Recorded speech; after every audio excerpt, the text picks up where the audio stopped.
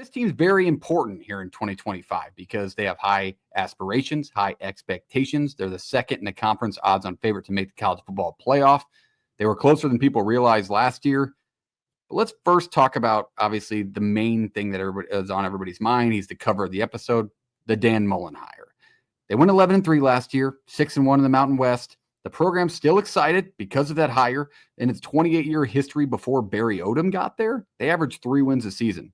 Barry Odom's 2 years, win 9 games, beat Kansas in the Vegas Bowl. Then you win another bowl game. You win 11 games. Like, the program's on the up and up, even through the Sluka ordeal.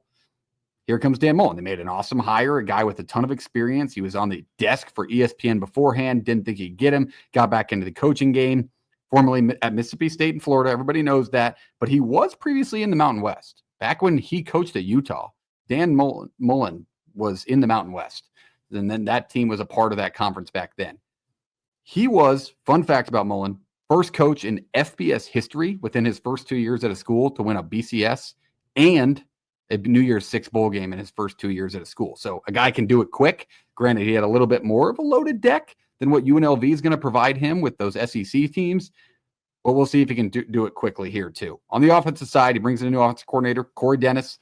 Previously, the offensive coordinator at Tulsa in 2024. He was before that with Ohio State as their quarterbacks guy in 2020 to 2023. If you think of Ohio State quarterbacks back in those timelines, they're pretty good at football. So a quarterbacks guy, now the offensive coordinator. Expect some good things from both the offensive mind of Mullen and Dennis combined. On the defensive side, a little bit of a weird story here. They had their guy left in April for personal reasons. Who do they hire? Paul Gunther, a 21-year NFL coach.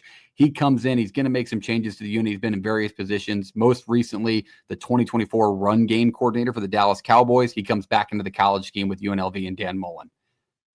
Let's talk about the returning production. And we just went against it with the Stanford Steve thing, but this team only returns 32% of their combined production, ranking 132nd out of 136 teams in college football. I feel like when we preview the middle tier or lower tier, it can be like, well, is it good production?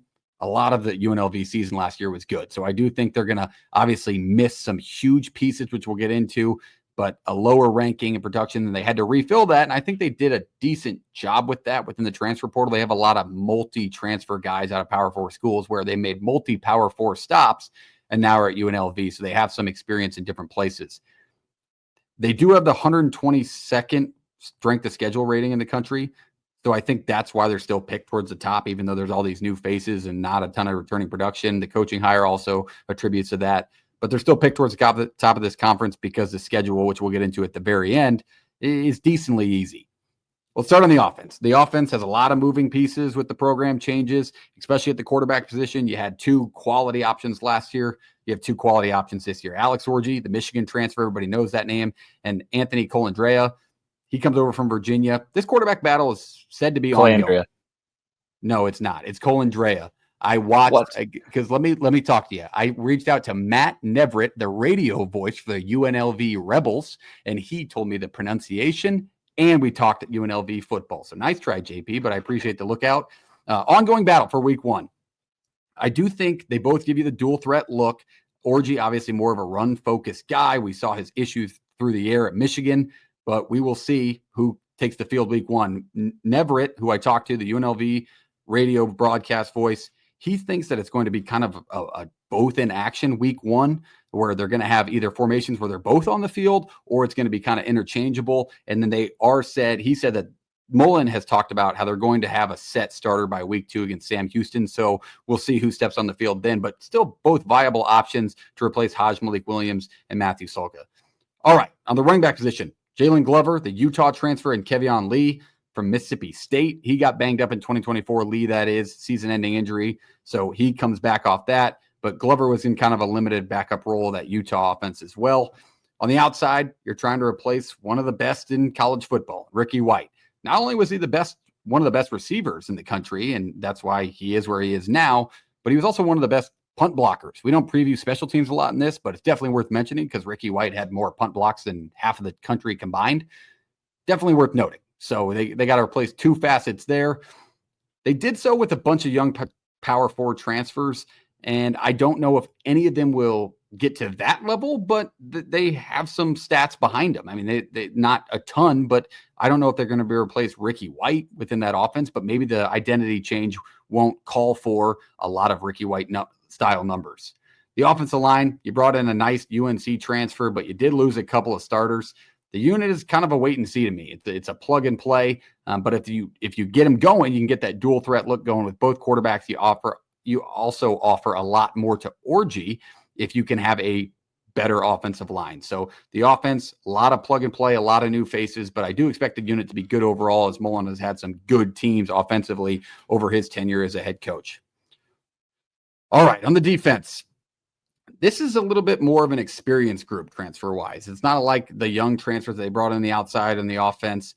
This is where the multi-stop Power 4 guys have come in, and notable transfers I want to start this off with is Chief Borders. He went to Nebraska, Florida, and made a short stop at Pitt before ending up at UNLV.